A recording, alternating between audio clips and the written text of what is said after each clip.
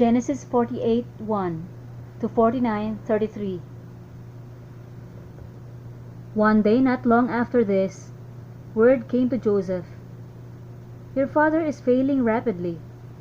So Joseph went to visit his father, and he took with him his two sons, Manasseh and Ephraim.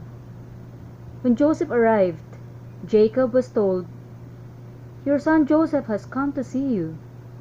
So Jacob gathered his strength and sat up in his bed. Jacob said to Joseph, "God Almighty appeared to me at Luz in the land of Canaan and blessed me. He said to me, I will make you fruitful, and I will multiply your descendants. I will make you a multitude of nations, and I will give this land of Canaan to your descendants after you as an everlasting possession. Now I am claiming as my own sons these two boys of yours, Ephraim and Manasseh, who were born here in the land of Egypt before I arrived. They will be my sons, just as Reuben and Simeon are. But any children born to you in the future will be your own, and they will inherit land within the territories of their brothers Ephraim and Manasseh. Long ago, as I was returning from Padan Aram, Rachel died in the land of Canaan. We were still on the way, some distance from Ephrath, that is Bethlehem. So with great sorrow, I buried her there beside the road to Ephrath. Then Jacob looked over at the two boys. Are these your sons? He asked. Yes, Joseph told him. These are the sons God has given me here in Egypt. And Jacob said, Bring them closer to me so I can bless them. Jacob was half blind because of his age and could hardly see. So Joseph brought the boys close to him, and Jacob kissed and embraced them.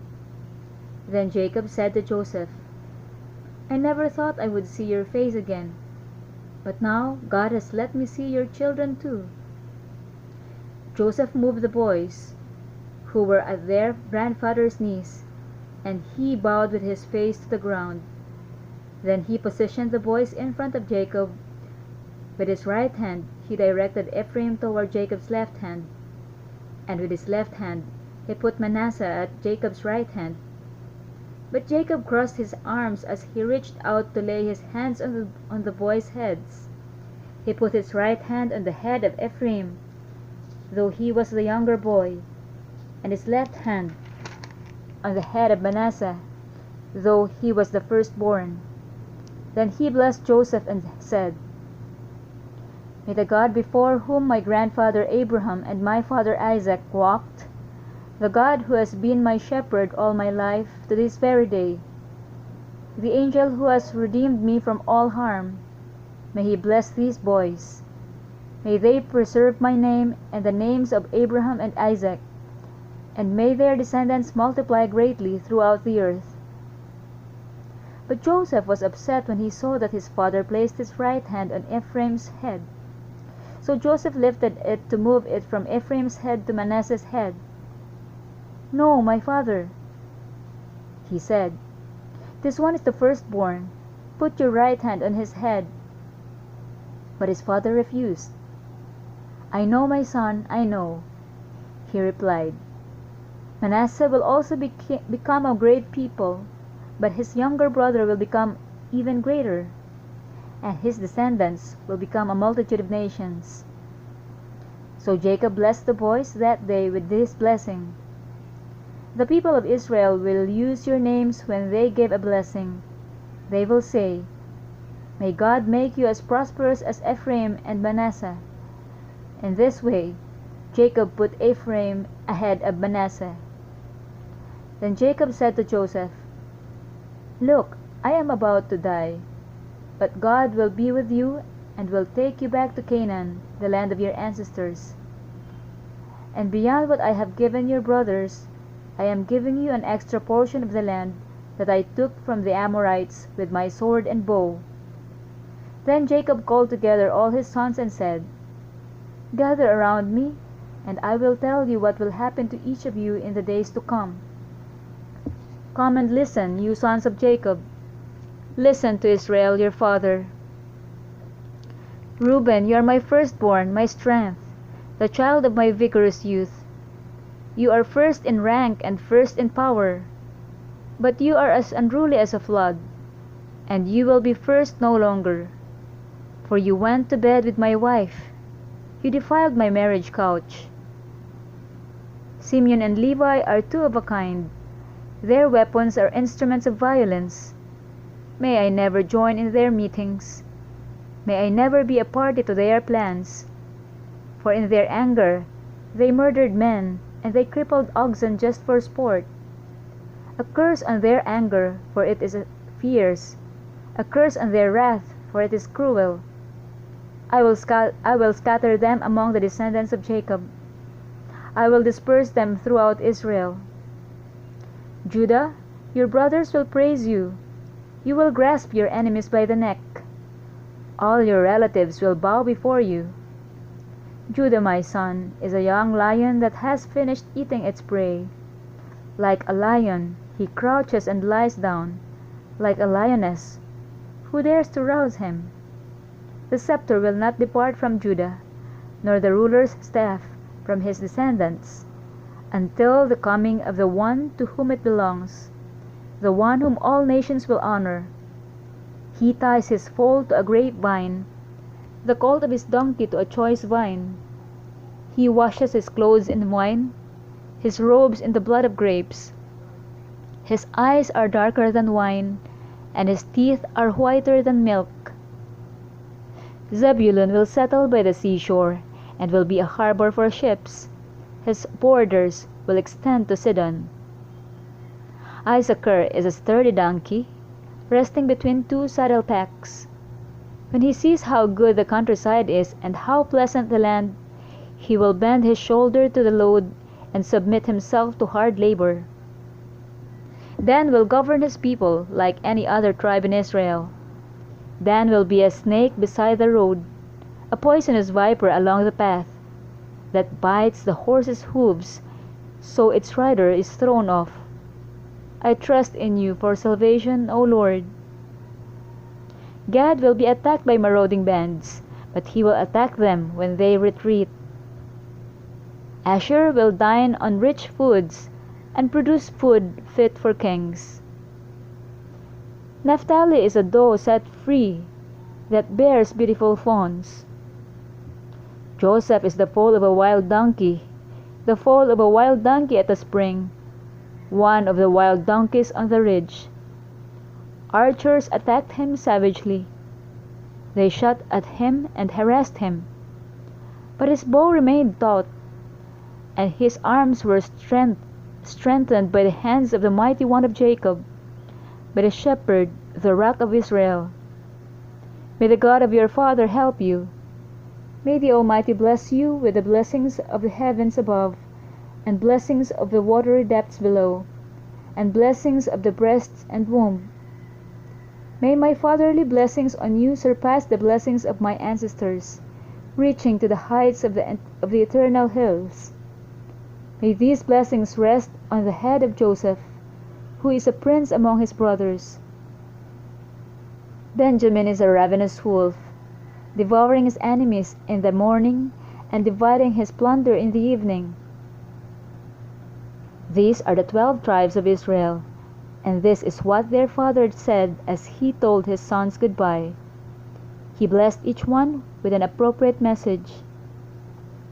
Then Jacob instructed them, "Soon I will die and join my ancestors. Bury me with my father and grandfather in the cave in the field of Ephron the Hittite. This is the cave in the field of Machpelah, near Mamre in Canaan, that Abraham bought from Ephron the Hittite as a permanent burial site. There Abraham and his wife Sarah are buried. There Isaac and his wife Rebekah are buried. And there I buried Leah. It is the plot of land and the cave that my grandfather Abraham bought from the Hittites." When Jacob had finished this charge to his sons, he drew his feet into the bed, breathed his last, and joined his ancestors in death.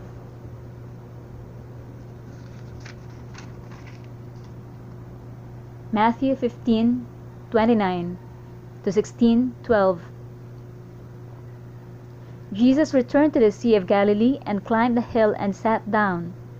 A vast crowd brought to him people who were lame, blind, crippled, those who couldn't speak, and many others. They laid them before Jesus, and he healed them all. The crowd was amazed. Those who hadn't been able to speak were talking. The crippled were made well. The lame were walking, and the blind could see again. And they praised the God of Israel. Then Jesus called his disciples and told them, "I feel sorry for these people. They have been here with me for 3 days, and they have nothing left to eat. I don't want to send them away hungry, or they will faint along the way." The disciples replied, "Where would we get enough food here in the wilderness for such a huge crowd?" Jesus asked, "How much bread do you have?" They replied, 7 loaves and a few small fish." So Jesus told all the people to sit down on the ground. Then he took the 7 loaves and the fish, thanked God for them, and broke them into pieces. He gave them to the disciples, who distributed the food to the crowd. They all ate as much as they wanted. Afterward, the disciples picked up 7 large baskets of leftover food. There were 4,000 men who were fed that day, in addition to all the women and children. Then Jesus sent the people home, and he got into a boat and crossed over to the region of Magadan.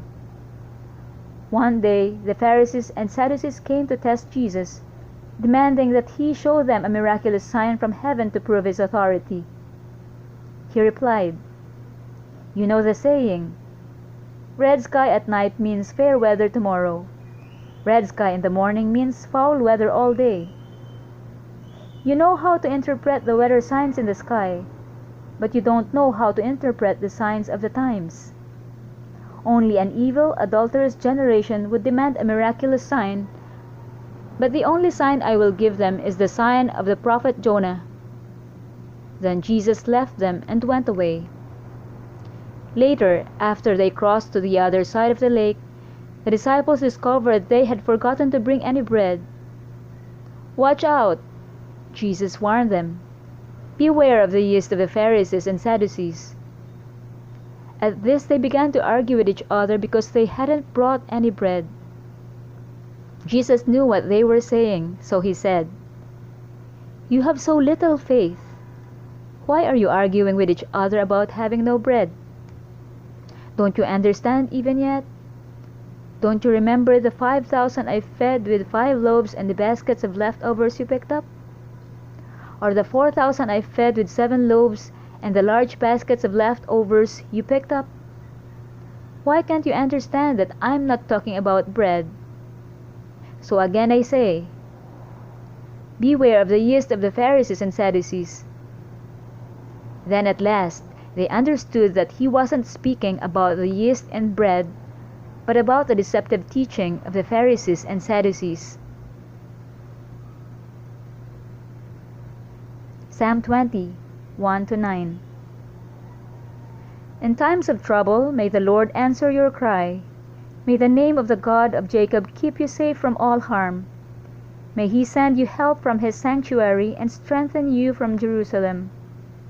May he remember all your gifts and look favorably on your burnt offerings.